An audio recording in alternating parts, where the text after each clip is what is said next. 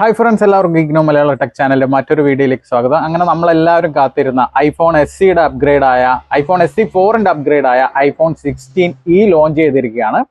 Upgrade ആണോ എന്ന് ചോദിച്ചു കഴിഞ്ഞാൽ ഗംഭീര അപ്ഗ്രേഡ് ആണ്. SE 4ൽ നിന്ന് നല്ല അപ്ഗ്രേഡാണ് ഐഫോൺ 16e. പക്ഷേങ്കിൽ അത് നമുക്ക് വാല്യൂ ഫോർ മണി ആണോ എന്ന് ചോദിച്ചു കഴിഞ്ഞാൽ അല്ല എന്ന് പറയേണ്ടി വരും. എന്താണെന്നുള്ളത് നമുക്ക് ഈ വീഡിയോയിലൂടെ ഡീറ്റെയിൽ ആയിട്ട് പരിശോധിക്കാം. അപ്പോൾ എല്ലാവർക്കും ഇഗ്നോ മലയാളം ടെക് ചാനലിന്റെ മറ്റൊരു വീഡിയോയിലേക്ക് സ്വാഗതം.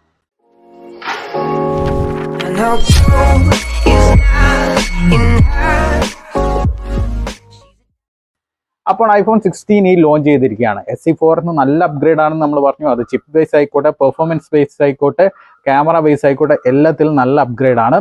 അപ്പോൾ നമുക്ക് ഐഫോൺ 16eയുടെ ഡീറ്റെയിൽഡ് സ്പെസിഫിക്കേഷൻസ് എന്തൊക്കെയാണെന്ന് നോക്കാം. ഐഫോൺ 16eന്റെ സ്പെസിഫിക്കേഷൻസ് നോക്കുകയാണെങ്കിൽ നമുക്ക് 6.1 ഇഞ്ച് OLED ഡിസ്പ്ലേ ആണ് വന്നിരിക്കുന്നത്. നമുക്ക് നോച്ച് ഡിസ്പ്ലേ ആണ്, നമ്മൾ 13ലും 14ലും ഒക്കെ കണ്ട പോലെയുള്ള നമ്മുടെ വലിയ യു ഷേപ്പുടെ നോച്ച് ഡിസ്പ്ലേ ആണ് വന്നിരിക്കുന്നത്. ഡൈനാമിക് ഐലൻഡ് ഒന്നുള്ള ഇപ്പോഴത്തെ ഡിസ്പ്ലേ അല്ല. അത് ഇനി നമുക്ക് ഏത് ജനറേഷനിൽ ഒരു 18ലൊക്കെ നോക്കിയാൽ മതി എന്നാണ് എൻ്റെ ഒരു അഭിപ്രായം.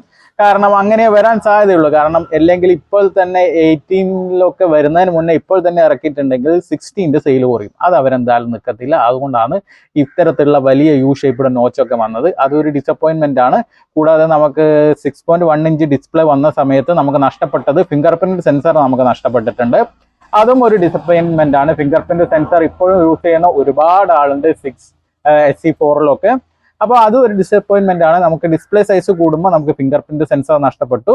കൂടാതെ നമുക്ക് പുതിയൊരു നോച്ച് വന്നിട്ടുണ്ട്. ഒരു അപ്ഗ്രേഡ് വരുമ്പോൾ ഇത്തരത്തിലുള്ള വലിയ നോച്ചൊന്നും ആരും ഇഷ്ടപ്പെടില്ല. പക്ഷെ എന്നാലും ഐഫോൺ ഇഷ്ടപ്പെടുന്നവര് അത് യൂസ് ചെയ്യായിരിക്കും. മേ ബി അത് അവരുടെ ചോയ്സ് ആണ്. പിന്നെ വന്നിട്ടുള്ളത് നമ്മൾ 16ലൊക്കെ ഉള്ള പോലത്തെ ആക്ഷൻ ബട്ടൺ വന്നിട്ടുണ്ട്. അതാകുമ്പോൾ നമുക്ക് ക്യാമറ ഓപ്പൺ ആക്കാനും ആക്ഷൻ ബട്ടൺ ഉപയോഗിച്ച് ക്യാമറ ഓപ്പൺ ആക്കാം, do not disturb mode open ആക്കാം.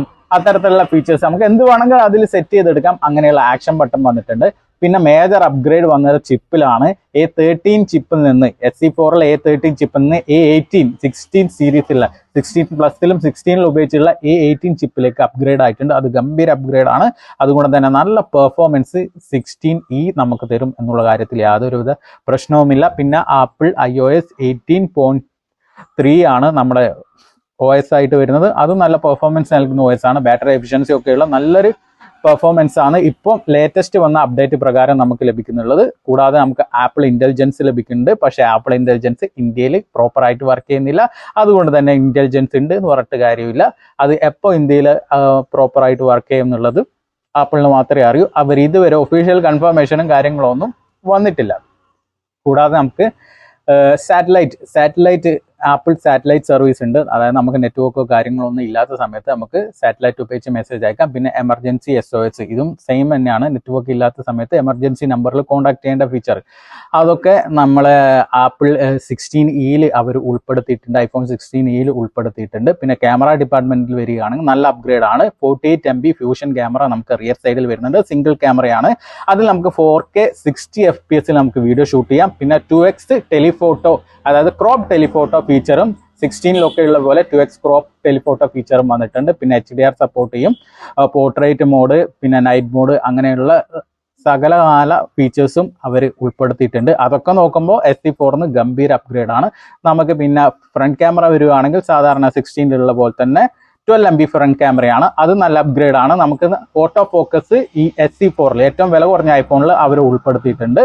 പിന്നെ ബാറ്ററി നല്ല എഫിഷ്യൻ്റ് ആണെന്നാണ് അവർ പറയുന്നത്. 26 മണിക്കൂർ നമുക്ക് പ്രോപ്പറായിട്ട് വീഡിയോ പ്ലേ ബാക്ക് സപ്പോർട്ട് ചെയ്യും എന്നൊക്കെ ഐഫോൺ 16e ലോഞ്ചിന്റെ സമയത്ത് പറഞ്ഞിട്ടുണ്ട്. പിന്നെ പ്രധാനപ്പെട്ട കാര്യം എന്താണെന്ന് വെച്ച് കഴിഞ്ഞാൽ നല്ല രീതിയിൽ പ്രൈസ് കൂടിയിട്ടുണ്ട്. SE 4 ഒരു 45-48 നമുക്ക് ലഭിച്ചിരുന്നത്. ഇവിടെ നമുക്ക് 59,900 രൂപയാണ് ബേസ് വേരിയന്റ്. 128 GB നമുക്ക് ലഭിക്കുന്നത് 60,000 രൂപ തന്നെ.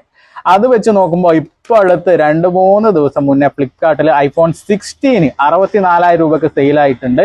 അവർ ഓഫർ പ്രൈസിനും കൊടുത്തിട്ടുണ്ട്. അത് വെച്ച് നോക്കുമ്പോൾ 16 64,000 രൂപയ്ക്ക് ഇങ്ങനെ ഓഫർ പ്രൈസിനൊക്കെ ഇനി ബിഗ് ബില്യൺ ഡേയിൽ അങ്ങനത്തെ പല ഓഫറും വരാനുണ്ട്. ആ സമയത്തൊക്കെ 64,000 രൂപയ്ക്ക് 16 കൊടുക്കുമ്പോൾ 60,000 രൂപയ്ക്ക് നമ്മൾ സിംഗിൾ ക്യാമറയൊക്കെയുള്ള ആപ്പിൾ ഇന്റലിജൻസ് കറക്റ്റായിട്ട് ഇന്ത്യയിൽ വർക്ക് ചെയ്യാത്ത ഐഫോൺ 16e എടുക്കേണ്ട ആവശ്യം ഉണ്ടാവുമെന്നാണ് എൻ്റെ ഒരു അഭിപ്രായം, എൻ്റെ ഒരു ചോദ്യവും. അതുകൊണ്ടാണ് ഞാൻ തുടക്കത്തിൽ പറഞ്ഞത് ഇതൊരു പ്രോപ്പർ അപ്ഗ്രേഡ് ആണോ എന്ന് ചോദിച്ചാൽ അപ്ഗ്രേഡ് ആണ്, പക്ഷേ വാല്യൂ ഫോർ മണി ആണോ എന്ന് ചോദിച്ചാൽ അല്ല എന്ന് പറഞ്ഞത്. അതുകൊണ്ടാണ്. കാരണം 60,000 രൂപ, 59,900 രൂപയാണ് ബേസ് വേരിയന്റിന്റെ ഇന്ത്യയിൽ വില. 128GB 256GB 512GB ആണ് iPhone 16e വരുന്നത്. 512GBക്ക് 89,000 രൂപയാണ് iPhone 16e വരുന്നത്. 89,000 രൂപക്ക്, അതായത് യു ഷേപ്പ്ഡ് വലിയ നോച്ച് ഉള്ളത്, ഫീച്ചർ അൾട്രാ വൈഡ് ആംഗിൾ ഇല്ലാത്ത നമുക്ക് ഒരു ക്യാമറ, സിംഗിൾ ക്യാമറ സെറ്റപ്പ്, അതൊക്കെയുള്ള ഒരു ഫോൺ നമ്മൾ എടുക്കണോ എന്ന് ചോദിച്ചു കഴിഞ്ഞാൽ എൻ്റെ അഭിപ്രായത്തിൽ ഐ ആം ടോട്ടലി ഡിസപ്പോയിന്റഡ് ആണ് iPhone 16eയുടെ കാര്യത്തിൽ. പ്രൈസ് കൊണ്ടാണ് കേട്ടോ, ഇത്ര പ്രൈസ് ഒരു 45,000 രൂപയ്ക്കാണ് iPhone 16e അവർ ലോഞ്ച് ചെയ്തിരിക്കുന്നത്. മച്ച് ബെറ്റർ ആയിരുന്നു. കാരണം വെച്ച് കഴിഞ്ഞാൽ ഐഫോണിന്റെ സോഫ്റ്റ്വെയർ എക്സ്പീരിയൻസും ഐഫോണിന്റെ നമ്മുടെ ഫോൺ യൂസ് ചെയ്യുന്ന എക്സ്പീരിയൻസും ഒക്കെ നല്ല കിടിലമാണ്.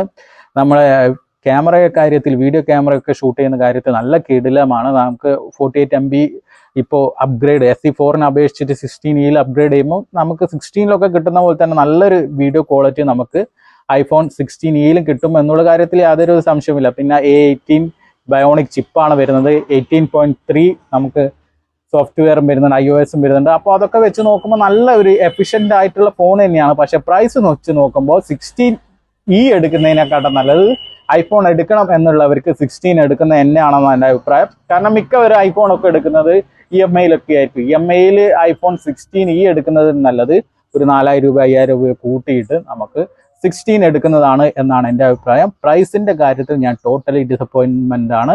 ഈ പ്രൈസിന് ഇതൊരു വാല്യൂ ഫോർ മണി ആണോ എന്ന് ചോദിച്ചു കഴിഞ്ഞാൽ അല്ല എന്ന് തന്നെയാണ് എൻ്റെ അഭിപ്രായം. ആപ്പിൾ ഇന്റലിജൻസോ കാര്യങ്ങളോ എമർജൻസി സാറ്റലൈറ്റ് സർവീസോ ഒന്നും ഇന്ത്യയിൽ അവൈലബിൾ അല്ല.